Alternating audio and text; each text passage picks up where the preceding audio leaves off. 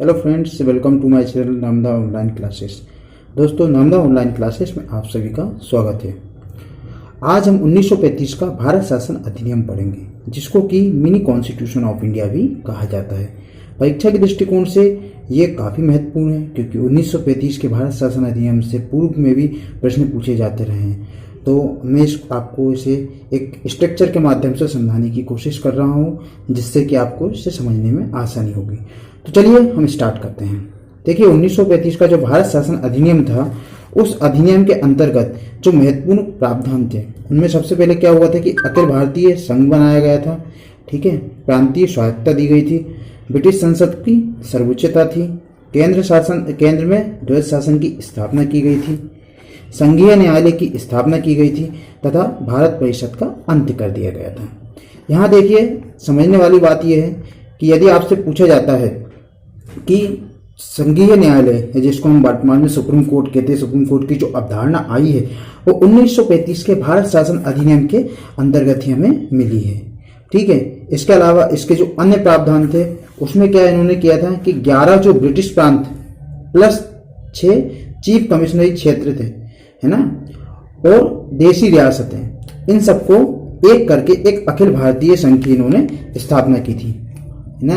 एक अखिल भारतीय संघ बनाया था, जिसके अंतर्गत कौन कौन थे? 11 ब्रिटिश प्रांत थे, 6 चीफ कमिश्नरी क्षेत्र थे और देशी रियासतें। देशी रियासतों के लिए उन्होंने बाउंडेशन नहीं रखा था।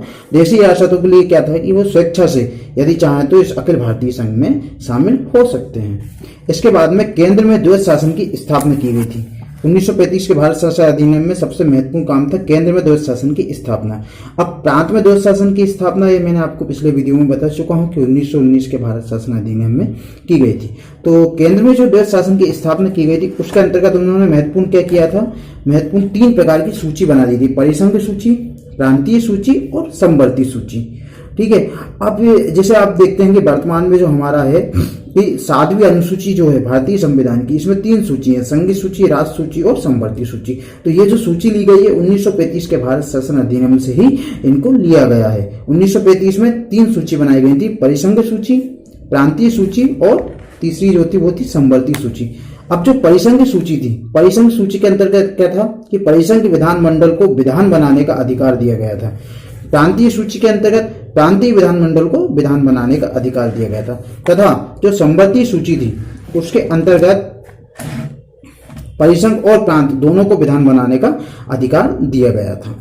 इसके अलावा एक चीज और थी कि जो सांप्रदायिक निर्वाचन पद्धति है, उसका जो विस्तार किया गया था, वो भी 1935 के भारत शासन अधिनियम के अंतर्गत किया गया था। अब देखिए, यहाँ समझने वाली बात यह है कि 1909 का जो पार्लियामेंट्री सुधार रिफॉर्म्स आया था, उसमें सांप्रदायिक निर्वाचन जो पद्धति है उसका कॉन्सेप्ट रखा गया था, मतलब वहां से वो प्रारंभ हुई थी। और 1919 और 1935 में इसको विस्तार किया गया है। पिछले वीडियो में मैंने आपको बताया था कि 1919 के भारत शासन अधिनियम या मॉन्टेग्यू चेम्सफोर्ड सुधार अधिनियम में सांप्रदायिक निर्वाचन पद्धति का विस्तार किया गया था। इसके अलावा कुछ महत्वपूर्ण जो इसके प्रावधान थे वो ये थे: बर्मा को भारत से अलग कर दिया गया था, भारतीय रिजर्व बैंक की स्थापना की गई थी। आरबीआई की स्थापना यदि आपसे पूछा जाता है कि किस अधिनियम के अंतर्गत की गई थी, तो वो की गई थी 1935 के भारत शासन अधिनियम के तहत। मताधिकार का विस्तार किया गया था। जो मताधिकार था उसमें काफी चेंजेस किए गए थे कि किन्हें मत देने का अधिकार है, किन्हें नहीं है। इस अधिनियम की एक बात और है कि इस अधिनियम में कोई प्रस्तावना नहीं थी, बिना प्रस्तावना के इस अधिनियम को बनाया गया था। यदि आपसे पूछा जाता है कि ऐसा कौन सा अधिनियम जिसकी कोई प्रस्तावना नहीं थी, तो 1935 का भारत शासन अधिनियम था। आरबीआई की स्थापना एक महत्वपूर्ण फैक्ट है, 1935 के भारत शासन अधिनियम के तहत ही इसको किया गया था।